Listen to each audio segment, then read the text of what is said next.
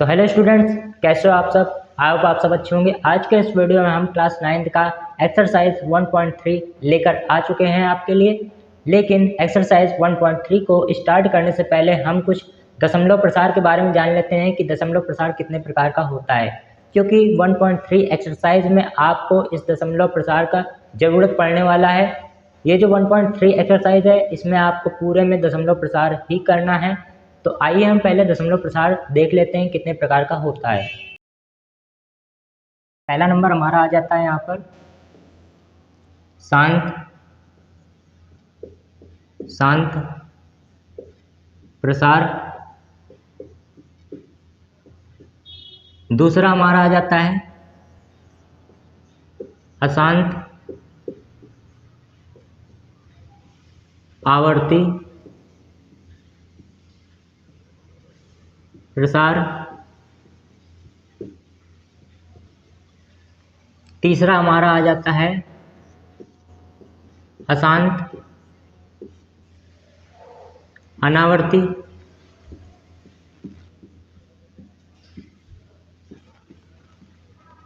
प्रसार।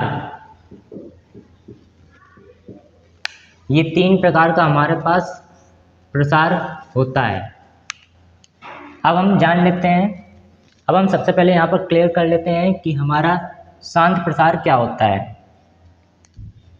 मान लीजिए यहाँ पर हमारे पास बटे में एक संख्या दी हुई है। क्या दी हुई है? 4/2। 4/2। जब आप 4 का 2 में भाग देंगे तो कितना आएगा? 2 दूनी 4। जैसे ही हमारा भाग यहाँ पर ख़त्म हो जाता है तो ये क्या हुआ? भाग दिया हमने, 2 आ गया, भाग खत्म हो गया, तो ये हमारा क्या कहलाएगा? शांत प्रसार। अब मान लीजिए हमारे पास 5 है, 5/2 दिया हुआ है हमारे पास। हमें 2 का 5 में यहाँ पर भाग देना है, तो जब हम भाग देंगे क्या निकल कर आएगा? 2 दूनी 4, 0.5, 2.5 यहाँ पर हमारे पास निकल कर आ जाएगा। यहाँ पर हमारा भाग खत्म हो जाता है, कोई भी शेषफल नहीं बचा हुआ है। ये हमारा यहाँ पर भाग खत्म हो गया, तो हम क्या कहेंगे? इसे हम कहेंगे शांत प्रसार। तो जब आप किसी संख्या से किसी संख्या में भाग देते हैं, भाग देने के बाद आपका भागफल निकल कर आता है और शेषफल 0 निकल कर आ जाता है, यानी कि भाग खत्म हो जाता है, 0 आ जाता है शेषफल जब, तब हम इसे कहते हैं शांत प्रसार। तो आपने किसी संख्या से किसी संख्या में भाग दिया, आपका भागफल 0 मतलब शेषफल 0 आ जाता है और भागफल जो भी निकल कर आया, अगर आपका शेषफल 0 आ चुका है तो ये हमारा शांत प्रसार कहलाएगा। अब हमारा आ जाता है दशमलव प्रसार। कौन सा आ जाता है? अशांत आवर्ती प्रसार। अशांत आवर्ती प्रसार को हम एक नाम से और भी जानते हैं। क्या? अशांत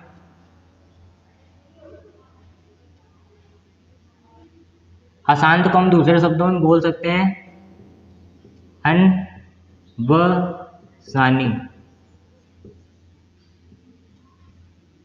अशांत को हम दूसरे शब्दों में अनवसानी भी बोल सकते हैं, और आवर्ती को हम दूसरे शब्दों में पुनरावर्ती ये भी बोल सकते हैं। अशांत आवर्ती को दूसरे शब्दों में हम अनवसानी पुनरावर्ती भी बोलते हैं। ये आप जब क्वेश्चन पढ़ोगे तो आपको वहाँ पर ये मिलेगा, इसलिए मैंने आपको पहले ही यहाँ पर बता दिया है। अब जो हमारा अशांत अनावर्ती प्रसार होता है ये देख लेते हैं क्या होता है। सबसे पहले तो इसे दूसरे शब्दों में क्या बोल सकते हैं? अशांत को दूसरे शब्दों में अभी हमने आपको बताया अनवसानी, तो यह हो जाएगा हमारा अनवसानी। अनावर्ती को अनावर्ती बोलेंगे, अनावर्ती। तो हो गया हमारा अनवसानी अनावर्ती। ठीक है, ये इसका दूसरा नाम है, ये इसका दूसरा नाम है। जब आप क्वेश्चन पढ़ोगे तो वहाँ पर आपको ये सब मिलेगा। कहीं पर आपको ये लिखा हुआ मिल जाएगा अशांत आवर्ती, कहीं पर आपसे पूछ लेगा अनवसानी पुनरावर्ती। तो ये आप दिमाग में बैठा लेना। अब हम देख लेते हैं कि अशांत आवर्ती प्रसार किस प्रकार का होता है। तो मान लीजिए हमारे पास यहाँ पर कोई दो संख्या है, एक दिया हुआ है हमारे पास x, दूसरा नीचे कोई संख्या y है। ठीक है, हमने यहाँ पर क्या माना हुआ है, x एक संख्या है, y एक संख्या है, y का भाग हमें x में यहाँ पर देना है। तो मान लेते हैं हमने जब y का भाग x में दिया तो हमारे पास क्या निकल कर आ जाता है, 0.2222, इसी प्रकार ये चलता चला जाता है। तो अब आप यहाँ पर क्लियरली देख सकते हो, हमने कोई एक संख्या ली थी x, दूसरी संख्या ली थी y। जब हमने y किसी संख्या का भाग जब हमने x में दिया तो हमारे पास निकल कर क्या आ गया, 0.2222, ये चलता चला जा रहा है। ठीक है, दशमलव के पास 22 चलता चला जा रहा है। तो हम इसे क्या कहेंगे, भागफल हमारा लगातार अनंत तक चलता चला जा रहा है, तो हम इसे कहेंगे अशांत। ठीक है, इसे हम सबसे पहले क्या बोल देंगे, भाग चलता चला जा रहा है। ये जो हमारा भाग है पॉइंट में आगे लगातार चलता चला जा रहा है, तो हम इसे कहेंगे अशांत। अब यहाँ पर आप देख सकते हो कि हमारा पॉइंट के बाद 2 बार बार रिपीट हो रहा है, तो इसे हम किस तरह से लिख सकते हैं, 0.2 बार, 2 के ऊपर बार लगने का अर्थ होता है कि जो हमारा 2 है वो हमारा बार बार रिपीट हो रहा है। ठीक है, अब अगर हमारा यहाँ पर मान लेते हैं 0.3232, इस प्रकार से हमारा अगर दशमलव के बाद इस प्रकार से हमारा रिपीट हो रहा होता तो हम इसे क्या लिख सकते थे, मान लेते हैं ये इसे रिपीट होता चला जा रहा है। ठीक है, तो हम इसे लिख सकते थे 0.32 बार। 3 और 2 के ऊपर बार लगने का अर्थ है कि जो हमारा 3 और 2 है ये हमारा बार बार रिपीट हो रहा है। बार लगाने का मतलब यही होता है। तो यहाँ पर हमारा 2 बार बार रिपीट हो रहा था, इसलिए हमने इसे अशांत बोल दिया। ठीक है, ये हमारा भाग लगातार यहाँ पर चलता चला जा रहा था, चलता ही चला जा रहा था, खत्म हो ही नहीं रहा था। ये हमारा भाग अनंत तक चलता चला जाएगा, इसलिए क्योंकि भाग लगातार चलता चला जा रहा है इसलिए हम इसे अशांत बोलेंगे। अगर भाग खत्म हो जाता है यहाँ कहीं पर तो हम इसे बोल देते शांत, लेकिन भाग हमारा लगातार चलता चला जा रहा है अनंत तक, इसलिए हम इसे क्या बोलेंगे, अशांत। ठीक है, और यहाँ पर हमारा 2 बार बार रिपीट हो रहा है। क्या रिपीट हो रहा है, 2 हमारा, ये जो 2 है ये हमारा बार बार रिपीट हो रहा है, इसलिए हम इसे आवर्ती बोल देंगे। आवर्ती मतलब क्या होता है, बार बार जो रिपीट होना। आवर्ती शब्द का मतलब होता है बार बार रिपीट होना, तो यहाँ पर 2 बार बार रिपीट हो रहा है इसलिए हम इसे आवर्ती बोलेंगे। ठीक है, इसलिए ये जो भाग है हमारा ये किस प्रकार का दशमलव प्रसार है, अशांत आवर्ती। ये दशमलव प्रसार किस प्रकार का है, अशांत आवर्ती। अशांत आवर्ती क्यों, मैं एक बार आपको फिर से यहाँ पर बता दे रहा हूँ अशांत क्यों है, आवर्ती क्यों बोला गया, क्योंकि यहाँ पर पॉइंट के बाद भाग हमारा लगातार चलता चला जा रहा है, चलता चला जा रहा है, खत्म नहीं हो रहा है, इसलिए हम इसे अशांत बोलेंगे।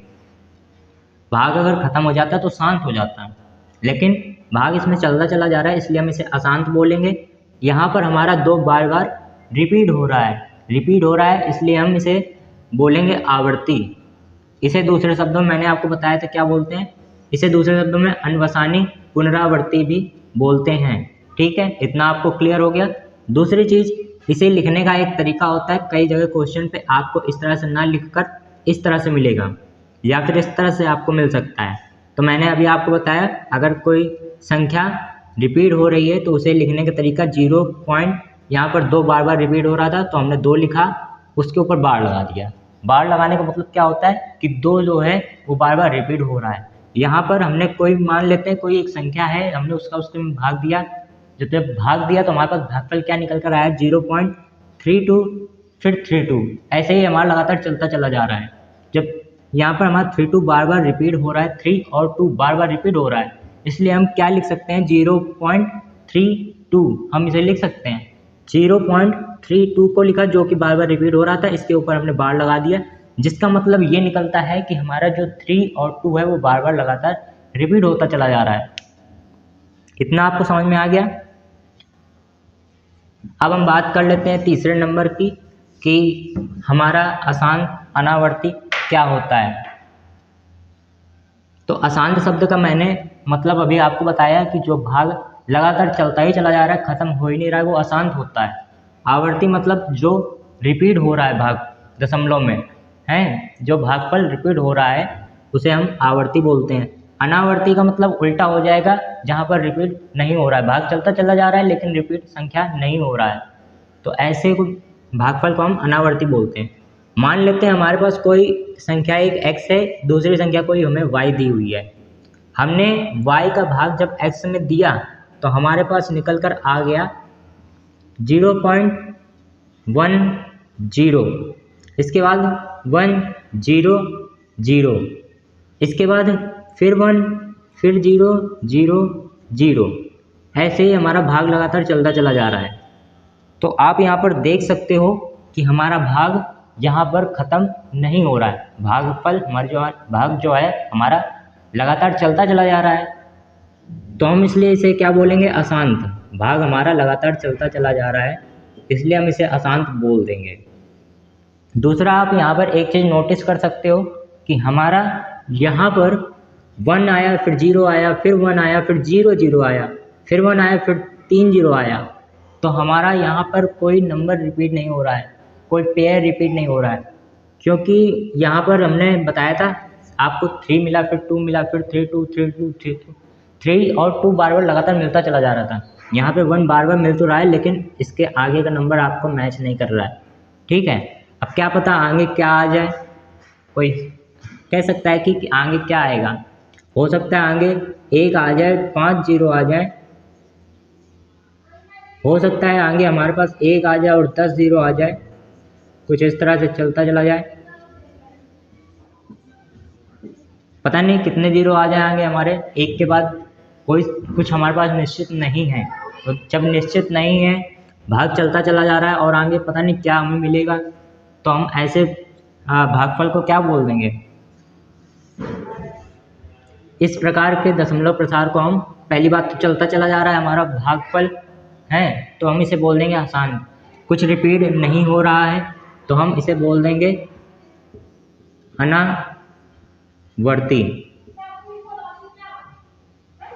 ये हमारा भागफल क्या कहलाता है, इस तरह का भागफल हमारा क्या कहलाता है, या फिर इस तरह का दशमलव प्रसार क्या कहलाता है, तो हमारा अशांत अनावर्ती कहलाता है, इस तरह का दशमलव प्रसार, ठीक है।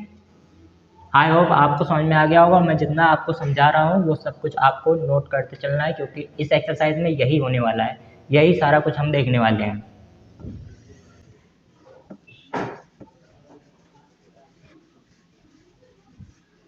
तो बच्चों, अब हम एक्सरसाइज 1.3 स्टार्ट करने जा रहे हैं, और 1.3 के जितने भी क्वेश्चन हैं मैं उन्हें बोर्ड पर नोट करने वाला नहीं हूँ।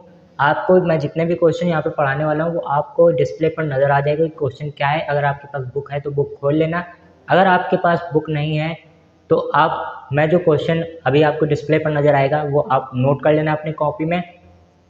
तो चलिए अब स्टार्ट करते हैं एक्सरसाइज 1.3 को। और अब एक्सरसाइज 1.3 का जो हमारा पहला क्वेश्चन है वो हमसे क्या कह रहा है, निम्नलिखित भिन्नों को दशमलव के रूप में व्यक्त कीजिए और बताइए कि प्रत्येक का दशमलव प्रसार किस प्रकार का है। तो अभी मैंने आपको जो दशमलव प्रसार पढ़ाया है, समझाया है, उसी का यूज़ हम इसमें करने वाले हैं।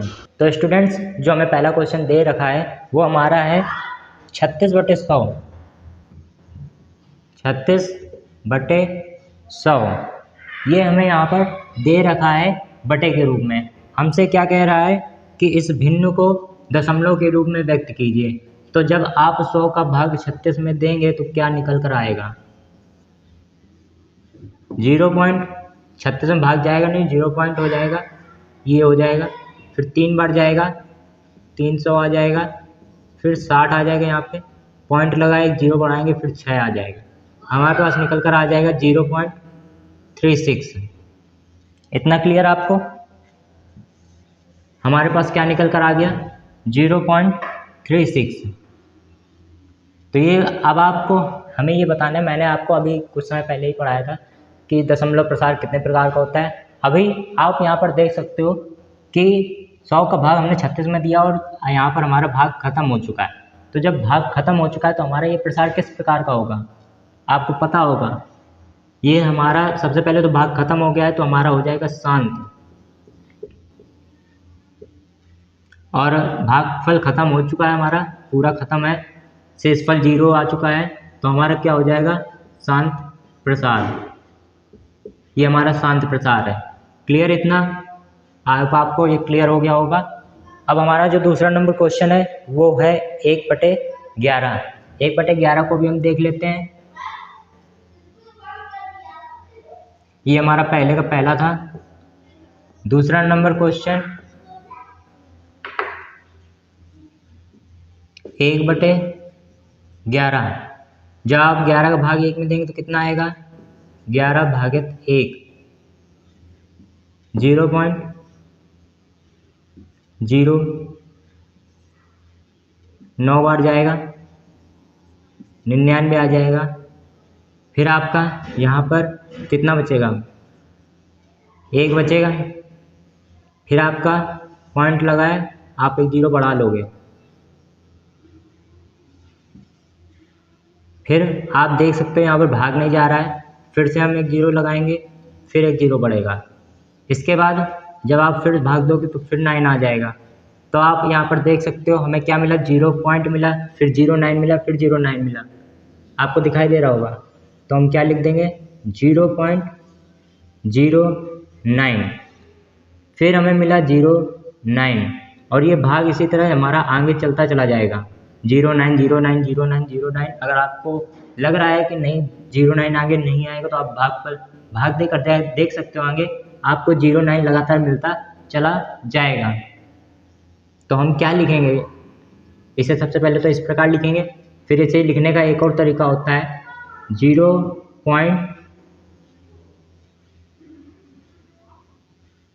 पॉइंट आपका आ जाएगा 0.9। 0.9 हमारा यहाँ पर बार बार रिपीट हो रहा है, तो हम 0.9 के ऊपर बार लगा देंगे। ठीक है। अब सबसे पहली बात यहाँ पर हमारा भाग खत्म नहीं हो रहा है, 0.9 हमारा लगातार अनंत तक चलता चला जा रहा है, तो हम इसे क्या बोलेंगे, अशांत। ये हमारा हो गया अशांत। अब यहाँ पर हमारा 0.9 क्या हो रहा है, बार बार रिपीट हो रहा है, रिपीट होता चला जा रहा है। हमें पता है आगे क्या आने वाला है, 0.9 आता चला जाएगा, हमें पता है यहाँ पर। ठीक है, 0.9 रिपीट होता चला जाएगा। तो हमारा 0.9 रिपीट हो रहा है, और रिपीट होने को क्या बोलते हैं हम, आवर्ती। तो ये हमारा हो गया अशांत आवर्ती। दशमलव प्रसार का प्रकार निकल कर आ गया कि किस प्रकार का हमारा दशमलव प्रसार है, अशांत आवर्ती। अशांत को दूसरे शब्दों में हम क्या बोलते हैं, अनवसानी। आवर्ती को क्या बोलते हैं, पुनरावर्ती। ये हमारा अनवसानी पुनरावर्ती भी आप इसे बोल सकते हो, अनवसानी पुनरावर्ती भी आप इसे बोल सकते हो।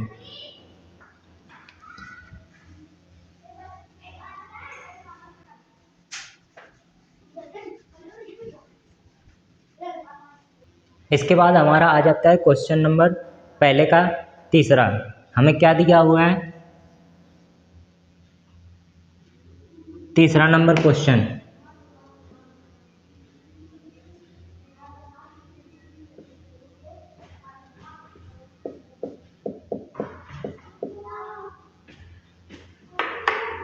तीसरा नंबर हमें क्वेश्चन दे रखा है 4 सहित 1/8। ये हमें क्वेश्चन दे रखा है। अब हम सबसे पहले तो इसे बटे के रूप में लाएंगे। 8 का गुणा करो 4 में, कितना आएगा, 8 चौको 32। 32 में हम ऊपर 1 लिखा है, 1 जोड़ देंगे, 33 हो जाएगा। 8 चौको 32, 32 1 33, 33/8। ये हमारे पास निकल कर आ गया। अब हम क्या करेंगे, 8 का भाग 33 में देंगे तो 2 कितना आ जाएगा,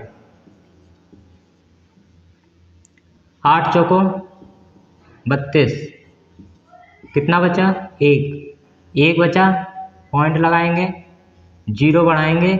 इसके बाद 8 एकम 8, 2 आएगा, पॉइंट लगाए, 0 बढ़ाएंगे, 8 दूनी 16, 8 दूनी 16, 4 बचा, पॉइंट लगाए, 0 बढ़ाएंगे, 8 पंच 40। ये हमारा कट गया। पूरा 0 आ गया। ठीक है, तो हमारा भागफल क्या निकल कर आया यहाँ पर 4.125। अब आप यहाँ पर देख सकते हो जो हमारा भागफल है, जो हमारा भाग है वो पूरी तरह से खत्म हो चुका है, शेषफल हमारा 0 आ चुका है, पूरा कट चुका है। तो ये हमारा प्रसार किस प्रकार का हो जाएगा, शांत प्रसार। ये आपको यहाँ पर लिख देना है शांत प्रसार, और ये आपका आंसर हो गया।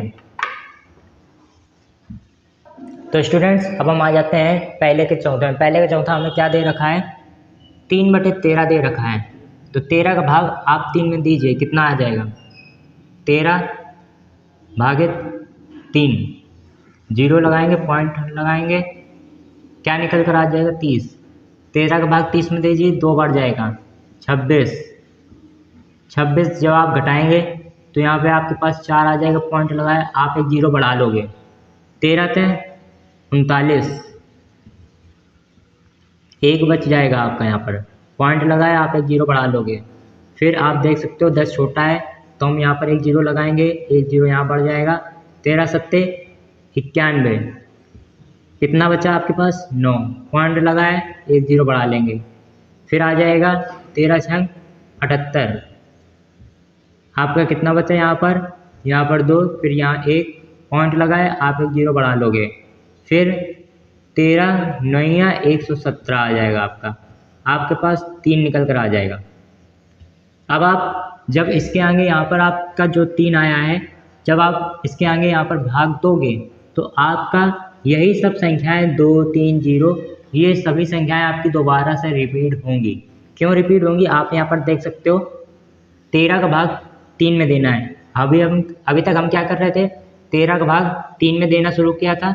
जब हमने 13 का भाग 3 में देना शुरू किया तब हमारे पास ये सब निकल कर आया है। ठीक है, तो वही चीज़ अभी आपको फिर से यहीं पे करना है। 3 आ गया है आपका, फिर से आपको 13 से भाग देना है, तो आपका ये जो संख्या है 2, 3, 0, 7, 6, 9, ये सभी संख्याएं आपकी दोबारा से रिपीट होंगी। आपको अगर यकीन ना हो तो आप आगे भाग देकर देख सकते हो, पॉइंट लगा है, एक 0 बढ़ जाएगा यहाँ पर। इसके बाद आप जब भाग दोगे तो 2, 3, 0, 7, 6, 9 ये आपका दोबारा से संख्याएं आनी शुरू हो जाएंगी, इसलिए हम आगे भाग नहीं दे रहे हैं। अगर आपको कन्फ्यूज़न है तो आप आगे भाग देकर देख सकते हो। तो हम क्या लिखेंगे 0.230769, ऊपर हम लगा देंगे 12। 12 क्यों, क्योंकि ये संख्या हमारी दोबारा से रिपीट होने वाली हैं। तो हम क्या लिखेंगे, ये हमारा भाग चलता चला जा रहा है, रिपीट हो रहा है, ये हमारा भाग खत्म नहीं हुआ है। आप देख सकते हो खत्म नहीं हुआ है, ये हमारा भाग चलता चला जा रहा है, और ये आगे ऐसे हमारा भाग चलता चला जाएगा। तो भाग हमारा चलता चला जा रहा है, खत्म नहीं हो रहा है, इसलिए हम इसे बोल देंगे अशांत। हमारी यहाँ पर ये जो संख्याओं का समूह है, पेयर है, ये आगे बार बार रिपीट होगा, तो हम इसे क्या बोल देंगे, आवर्ती, अशांत आवर्ती। ये हमारा हो गया यहाँ पर आंसर। इतना लिख के हम यहाँ पर इसे छोड़ देंगे। अब नेक्स्ट क्वेश्चन आ जाता है बच्चों, क्वेश्चन नंबर 5। क्वेश्चन नंबर 5 आपको खुद से करना है, हम क्वेश्चन नंबर आपको 6 यहाँ पर बता देते हैं। 6 क्या दे रखा है, 329/400। ठीक है, तो हमें 400 का भाग 329 में देना है, देंगे, दीजिए आप कैसे देंगे, 400/329। ठीक है, आप इसका जब भाग नहीं दे सकते क्योंकि ये छोटी संख्या है, तो हम बड़ी संख्या बताएंगे कैसे, 0 लगाएंगे, पॉइंट लगाएंगे, एक 0 यहाँ पे हमारे पास आ जाएगा। भाग देंगे, अब 4/8 बार जाएगा, 3200, फिर आ जाएगा 0, ये आ जाएगा 9, पॉइंट लगा है, एक 0 बढ़ा लेंगे, 900 है, 2 बार जाएगा, कितना आ जाएगा 800, 0, 0, 1, पॉइंट लगा है, एक 0 बढ़ा लेंगे, फिर आपका कितनी बार में जाएगा, फिर आपका 8 बार में जाएगा, कितना आ जाएगा 800, 0, 0, 2, अब पॉइंट लगाएं, एक जीरो हम बढ़ा लेंगे। अब ये हमारा कितनी बार में जाएगा, 4 पंचे 20, 4 पंचे 20 और 0 0 वो आ जाएगा। ये हमारा कितना हो गया, पूरा खत्म हो गया, 0 आ गया। हमने 400 का भाग किस में दिया, 329 में दिया, कितना आ गया 0.8285। ये हमारा निकल कर यहाँ पर हमारे पास आ चुका है। और आप यहाँ पर देख सकते हो हमारा शेषफल यहाँ पर 0 बच रहा है, यानी कि हमारा शांत है। शेषफल जब भी 0 आ जाए शांत सबसे पहले लिख देंगे, और उसके बाद आप देख सकते हो कुछ रिपीट वगैरह इसमें हो नहीं रहा। शांत जो होता है वो एक ही प्रकार का होता है। और ये हो गया हमारा शांत प्रसार। अशांत हमारा 2 प्रकार का होता है, ठीक है, इतना ध्यान रखना। भाग खत्म हो गया, 0 आ गया, यहाँ पर जो हमारा भागफल आया वो लिख देंगे, उसके बाद लिख देंगे शांत प्रसार।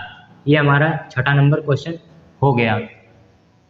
तो स्टूडेंट्स अब हम आ चुके हैं क्वेश्चन नंबर 2 पर। क्वेश्चन नंबर 2 हमसे क्या कह रहा है, आप जानते हैं कि 1/7 इज इक्वल टू, मान दे रखा है 1/7 का, वास्तव में लंबा भाग दिए बिना क्या आप बता सकते हैं कि, ये हमें कुछ बटे में संख्याएं दी हुई हैं कि दशमलव प्रसार क्या हैं।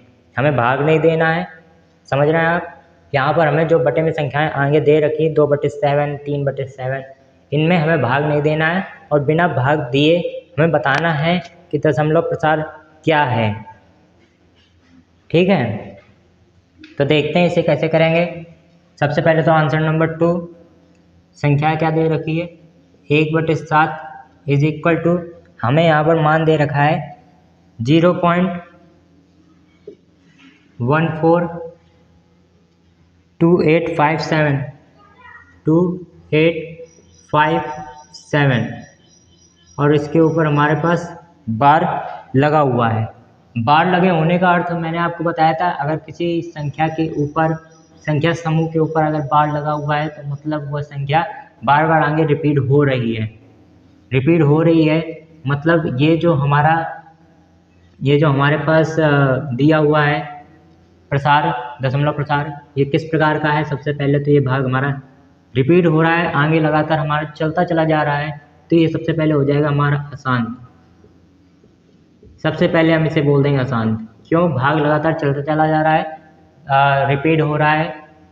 अब आप यहाँ पर देख सकते हो ये हमारा पेयर, जो हमारा समूह है संख्याओं का, ये रिपीट हो रहा है, तो इसलिए हम इसे आवर्ती बोल देंगे, आवर्ती। ये हमारा अशांत आवर्ती प्रसार है, ठीक है, अशांत आवर्ती है, इतना हमें पता चल गया। अब हमें आगे क्या दे रखा है, बिना भाग दिए 2/7, 3/7 और आगे क्या दे रखा है 4/7 और इसके बाद हमें क्या दे रखा है 5/7, 6/7। इतना हमने यहाँ पर लिख लिया। हमसे कह रहा है कि हमें इन बटे वाली संख्याओं का भाग नहीं देना है और डायरेक्ट आंसर निकालना है, और ये भी बताना है कि जो हमारा प्रसार है वो किस प्रकार का होगा। तो हमें कुछ नहीं करना है, 2/7 को हम क्या लिख सकते हैं, 1/7 इंटू 2 लिख सकते हैं कि नहीं। आप इसे इस तरह से बड़ी आसान से, बड़ी आराम तरीके से लिख सकते हो, कोई दिक्कत नहीं है। आप 2/7 को यहाँ पर 1/7 इंटू 2 लिख सकते हो, कोई दिक्कत की बात नहीं है। 1/7 का जो हमें मान दे रखा है हम उसे ले लेंगे।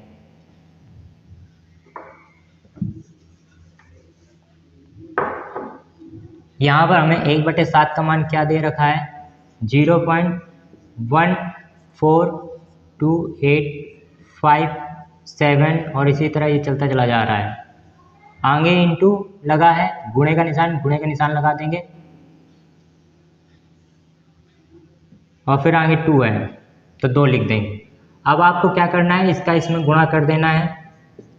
क्या आ जाएगा 2 सत्ते 14, 4 हासिल लगा 1, 2 पंचे 10, 1 11, 11 की हासिल लगा 1, 2 8 16, 17 के 7 हासिल लगा 1, 2 दूनी 4, 1 5, 2 चौको 8, 2 एकम 2, डैश डैश डैश, ये आगे चलता चला रहा है। फिर इसके आगे क्या है, पॉइंट है, पॉइंट लगाएंगे, 0 लगा देंगे।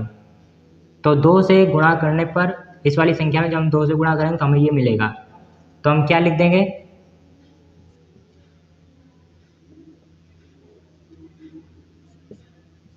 0.285714 डैश डैश डैश, ये हमारा हो जाएगा। सबसे पहले तो भाग यहाँ पर हमारा चलता चला जा रहा है तो आसान हो जाएगा।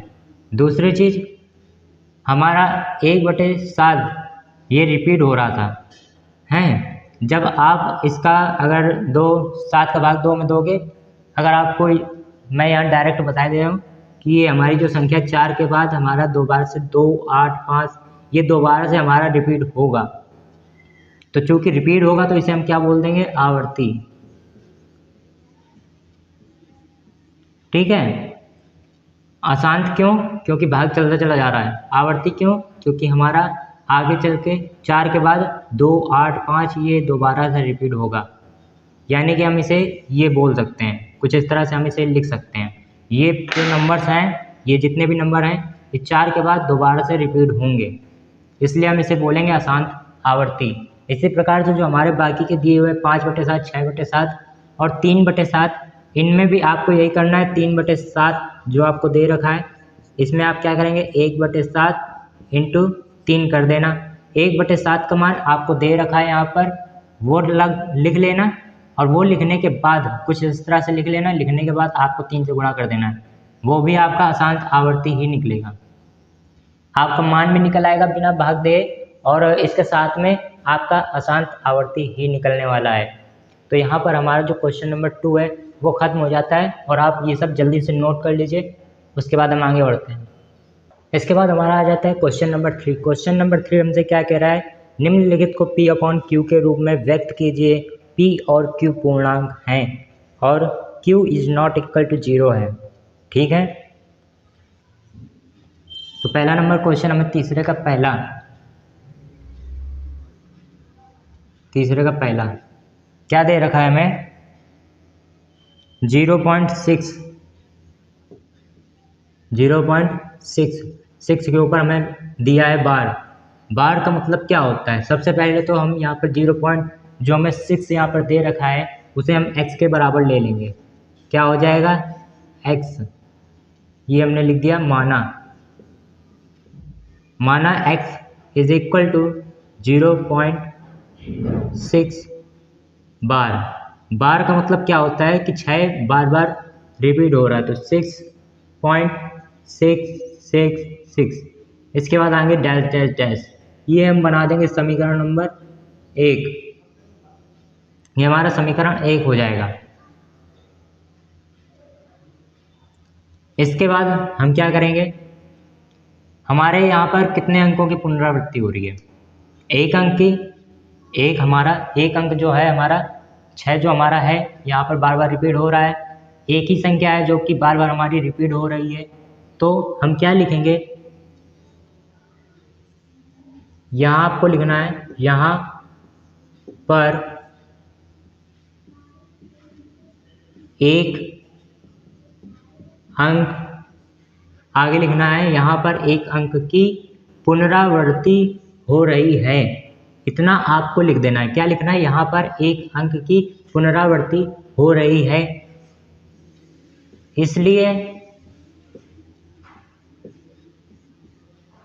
इसलिए दोनों पक्षों में 10 से गुणा करने पर, दोनों पक्ष कौन से हो जाएंगे, एक ये। ठीक है, इसको मैं हटा दे रहा हूँ।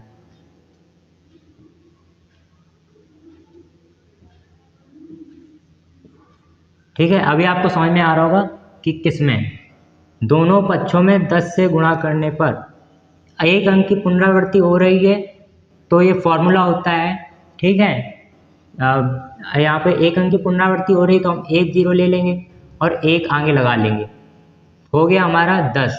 तो 10 का हम दोनों पक्षों में गुणा कर देंगे। अगर हमारे यहाँ पर हमें दिया होता 0.32, अगर हमें दिया होता 0.32 और 32 हमारा बार बार यहाँ पर अगर हमारा रिपीट हो रहा होता बार बार, तो यहाँ पर हम क्या करते कि हमारा यहाँ पर 2 अंक बार बार आगे रिपीट हो रहा है, इसलिए हम 2 अंक रिपीट हो रहा है तो हम सबसे पहले 2 जीरो ले लेते, उसके बाद हम 1 अपनी तरफ से ऐड कर देते, निकल आता हमारे पास 100। फिर हम 100 का दोनों पक्षों में गुणा करते हैं। लेकिन यहाँ पर हमारा 1 अंक बार बार रिपीट हो रहा है, तो 1 अंक के लिए क्या करेंगे हम, 1 अंक हमारा बार बार रिपीट हो रहा है तो हम 1 जीरो ले लेंगे, 1 अपनी तरफ से ऐड कर देंगे, कितना निकला है 10।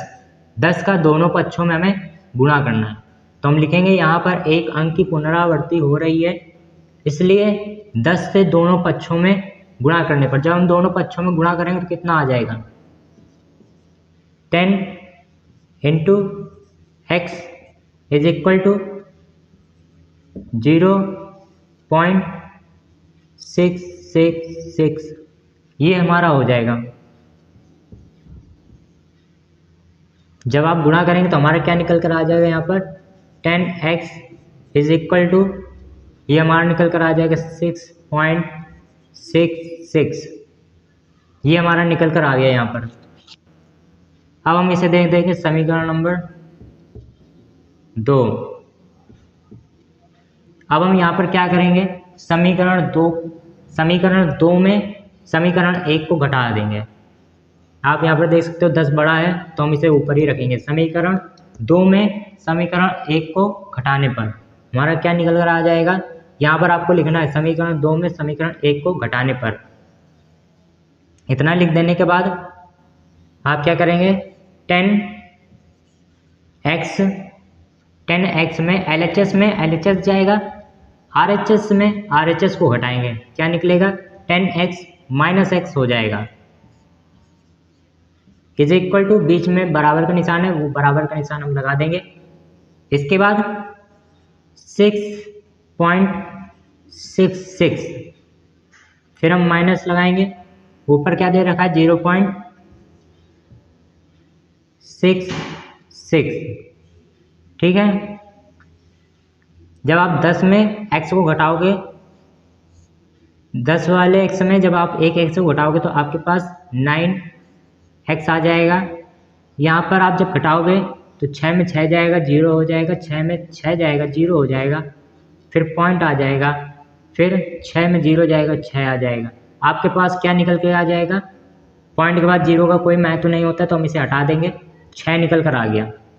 अब हम x इज इक्वल टू 9 इधर चला जाएगा, ये इधर 9 गुणे में है, तो जब 9 गुणे में है और इधर जाएगा तो 6/6/9 हो जाएगा।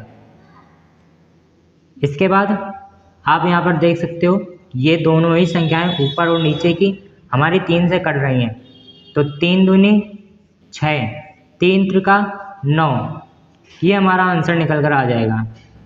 क्या लिख देंगे, x इज इक्वल टू 2/3, ये हमारा आंसर हो जाएगा। ये हमारा p/q के रूप में हमारा ये निकल कर आ चुका है। यहाँ पर p और q दोनों पूर्णांक भी हैं और q 0 के बराबर नहीं आया है, तो ये हमारा यहाँ पर आंसर हो जाएगा। अब हमारा आ जाता है तीसरे का दूसरा नंबर। दूसरा नंबर हमें यहाँ पर क्या दे रखा है, जो भी हमें दे रखा है उसे हम सबसे पहले x के बराबर मान लेंगे। माना x इज इक्वल टू 0.47, 7 के ऊपर हमारा बार लगा हुआ है। बार लगे होने का मतलब होता है कि हमारी जिस संख्या के ऊपर बार लगा हुआ है वो संख्या हमारी बार बार रिपीट हो रही है, मतलब 0.477 ऐसे ही हमारा आगे चलता चला जाएगा। ये हमारा हो जाएगा समीकरण नंबर 1। इसके बाद एक संख्या हमारी बार बार रिपीट हो रही है तो एक 0 ले लेंगे, इसके बाद एक अपनी तरफ से ऐड कर देंगे, क्या हो जाएगा 10। एक संख्या बार बार रिपीट हो रही है तो एक ले लिया 0 और अब एक अपनी तरफ से ऐड कर दिया तो हमारा 10 बन गया। तो लिख देंगे, चूँकि एक संख्या बार बार रिपीट हो रही है या बार बार आ रही है, इसलिए दोनों पक्षों में 10 से गुणा करने पर, तो जब आप दोनों पक्षों में 10 से गुणा करेंगे क्या मिलेगा आपको? 10 10x इज इक्वल टू, यहाँ पे आपका आ जाएगा 0.477 इंटू 10। यहाँ आपका आ जाएगा x इज इक्वल टू 4.77। ये आपका निकल कर आ जाएगा। इसे हम दे देंगे समीकरण नंबर 2। समीकरण 2 में समीकरण 1 को हम घटा देंगे। कितना निकलेगा? ये हमारा 10, मैं यहाँ पर लिखना भूल गया था, वो लिख दिया है। कितना मिल गया हमें? 10x is equal to 4.77। समीकरण नंबर 2, समीकरण 2 में समीकरण 1 को हम घटा देंगे। कितना आ जाएगा? 10x minus x is equal to 4.77 minus हो जाएगा 0.47। ठीक है, इतना लिखने के बाद अब हम यहाँ पर घटा देंगे। ये हमारा आ जाएगा 9x, 7 में 7 जाएगा 0, 7 में 4 जाएगा 3 और ये दशमलव हो जाएगा। इसके बाद 4 यहाँ पे जाएगा तो 4 बच जाएगा 4.3। पॉइंट के बाद 0 का कोई महत्व नहीं होता है तो हम इसे हटा देंगे। पॉइंट के बाद आप चाहे तो 1 0 रख लो, चाहे 10 रख लो, चाहे 5 रख लो, कोई फर्क नहीं पड़ता। और चाहो तो लिखो, चाहे ना लिखो, तो हम 0 को यहाँ से सीधे हटा ही देंगे। आप चाहो तो लिख सकते हो। तो हमारे पास ये आ गया x is equal to 4.3 upon में 9। पॉइंट लगाए, पॉइंट को हम हटाएंगे, नीचे 0 आ जाएगा। तो क्या आंसर निकल कर आ जाएगा हमारे पास? x is equal to 45/90। ये हमारा आंसर हो जाएगा। P/Q के रूप में हमने निकाल दिया यहाँ पर। इसके बाद हमारा आ जाता है क्वेश्चन नंबर 3 का 3। तो 3 नंबर हमसे क्या कह रहा है? 3 नंबर हमें जो भी दे रखा है क्वेश्चन, उसे हम मान लेंगे। माना x इज इक्वल टू, क्या दे रखा है हमें? 0.001। ऊपर लगा है हमारे पास बार लगे होने का मतलब मैंने आपको बताया था क्या होता है? 0.001। ये बार लगे होने का मतलब होता है बार बार रिपीट हो रहा है। तो 0.001, ऐसे ही ये 0.001 आगे रिपीट होता रहेगा। ये हमारा बन जाएगा समीकरण नंबर 1। अब यहाँ पर आप देख सकते हो कि हमारा 1 2 3 संख्याएं, जो हमारी 3 संख्याएं ये बार बार हमारी रिपीट हो रही हैं। तो 3 संख्याओं में क्या होगा? हमारे पास 3 संख्याएं रिपीट हो रही हैं, बार बार आ रही हैं 3 संख्याएं, तो हम 3 0 ले लेंगे। 1 2 3, 3 0 ले लिए, एक अपनी तरफ से ऐड कर देंगे। कितना हो गया? 1000। 1000 का हम दोनों पक्षों में गुणा कर देंगे। तो लिखेंगे यहाँ पर क्योंकि हमारे पास दिए हुए मान में, क्योंकि 3 अंकों की यहाँ पर पुनरावृत्ति हो रही है, सीधा सीधा लिख देंगे, ज़्यादा नहीं लिखेंगे। हम लिखेंगे यहाँ पर 3 अंकों की पुनरावृत्ति हो रही है या फिर 3 संख्याएं बार बार आ रही हैं, तो इसलिए समीकरण 1 में दोनों पक्षों में 1000 का गुणा करने पर, मैं एक बार आपको फिर से रिपीट कर दे रहा हूँ, क्योंकि 3 अंकों की बार बार पुनरावृत्ति हो रही, या फिर आसान शब्दों में 3 अंक बार बार आ रहे हैं, इसलिए दोनों पक्षों में 1000 से गुणा करने पर। ये आपको लिख देना है यहाँ पर। इतना लिख देने के बाद आपको 1000 का दोनों पक्षों में गुणा कर देना है। कितना निकल कर आ जाएगा?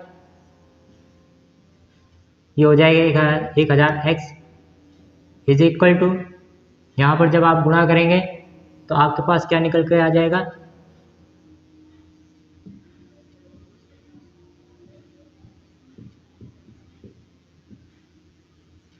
जब आप गुणा करोगे तो आपके पास आ जाएगा 1.001, ये आपके पास यहाँ पर निकल के आ जाएगा। ठीक है, इतना आ जाने के बाद ये हमारा हो जाएगा समीकरण नंबर 2। समीकरण 2 में हम समीकरण 1 को घटा देंगे। ठीक है, अभी जब आप समीकरण 2 में समीकरण 1 को घटाओगे, यहाँ पे आपको लिख देना है समीकरण 2 में समीकरण 1 को घटाने पर, तो जब आप घटाओगे तो यहाँ पे 1000 में एक x को घटाओगे कितना आ जाएगा 999, 3 बार 9 और x इज इक्वल टू, अब आप इसमें इसको घटाओगे कितना आएगा 1.001 और ऊपर कितना दे रखा है 0.001, ये हमारा 0 हो जाएगा 0 0 और ये हमारा 1 आ जाएगा। ठीक है, अब हम यहाँ पर लिख देंगे पॉइंट के बाद 0 का कोई महत्व नहीं होता है, इसलिए हम यहाँ पर सीधे 1 रख देंगे। इतना लिख देने के बाद हम लिखेंगे x इज इक्वल टू 1/999, ये हमारा आंसर हो जाएगा। ये हमारा मान निकल के आ गया P/Q के रूप में, ये हमारा आंसर हो जाएगा यहाँ पर। इसके बाद हमारा आ जाता है क्वेश्चन नंबर 4। क्वेश्चन नंबर 4 हमसे क्या कह रहा है 0.999, 5 बार 9 है, उसके बाद आगे चलता चला जा रहा है 9 को P/Q के रूप में व्यक्त करो। क्या अपने उत्तर से आश्चर्यचकित हो, अपने अध्यापक और सहपाठियों से इस उत्तर पर विचार कीजिए। ठीक है, तो आपको यहाँ पर क्या दे रखा है क्वेश्चन नंबर 4 में, जो भी आपको दे रखा है वो x के बराबर आप ले लोगे। क्या दे रखा है 0.99999, 1 2 3 4 5 हो गया, 5 हो गया। ठीक है, पूरा लिख दिया, ये हमें दे रखा है। अब यहाँ पर आप इसे एक और रूप में लिख सकते हो 0.9 और ऊपर बार, इस तरह से भी आप इसे लिख सकते हो, लेकिन अभी हमें लिखने की जरूरत नहीं है। x के बराबर हमने इसे माना x इज इक्वल टू, जो आपको मान दे रखा है उसे ले लिया और इसे हम समीकरण नंबर 1 दे देंगे। अब यहाँ पर कितने अंकों की पुनरावृत्ति हो रही है, कितने अंक बार बार रिपीट हो रहे हैं, आपको यहाँ पर दिख रहा होगा। आपको दे रखा है 0.9 और उसके बाद 9 रिपीट होता जा रहा है, तो यहाँ पर हमारे पास एक अंक की बार बार पुनरावृत्ति हो रही है, यानी कि एक अंक ऐसा है जो बार बार रिपीट हो रहा है, बार बार आ रहा है। तो एक अंक की पुनरावृत्ति हो रही है, इसलिए 0 ले लेंगे और 1 ले लेंगे, अपनी तरफ से 10 बन जाएगा। 10 का दोनों पक्षों में गुणा कर देना है। ये क्वेश्चन आपको खुद से सॉल्व करना है, दोनों पक्षों में आपको 10 से गुणा कर देना है, जो भी आएगा वो समीकरण नंबर 2 बन जाएगा। समीकरण 2 में आपको समीकरण 1 घटा देना है और आपके पास आंसर निकल कर आ जाएगा। आपके पास जो आंसर निकल के आएगा वो x इज इक्वल टू 1 होगा। आपके पास x का मान 1 निकल कर आएगा और 1 हमारा, आप देख सकते हो 1 को क्या 1/1 के रूप में हम लिख सकते हैं, हाँ लिख सकते हैं। ठीक है, लेकिन आपको इतना नहीं करना, आपको केवल x इज इक्वल टू 1 आ जाएगा, आपको यहीं पर छोड़ देना है। अपॉन में आप 1 लिख भी सकते हो, नहीं भी लिख सकते हो, लेकिन हम यहाँ पर नहीं लिखेंगे।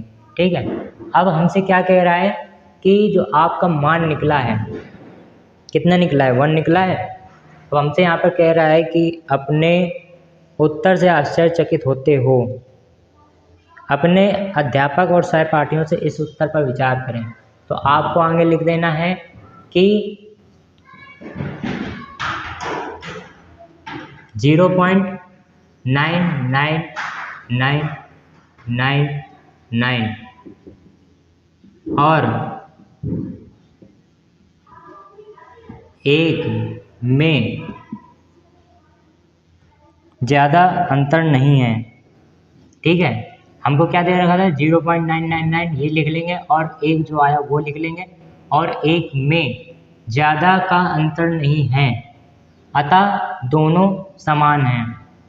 ठीक है, इतना लिख देना है आपको।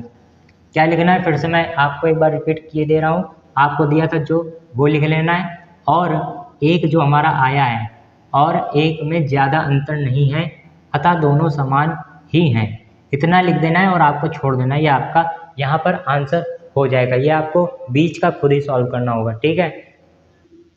अब हमारा आ जाता है क्वेश्चन नंबर 5। क्वेश्चन नंबर 5 में हमें 1/17 दिया हुआ है कि दशमलव प्रसारण में आवर्ती खंड में अधिकतम कितने अंक हो सकते हैं। आवर्ती खंड मतलब भागफल जो हमारा निकल के आएगा उसमें ज़्यादा से ज़्यादा कितने अंक होंगे, ठीक है।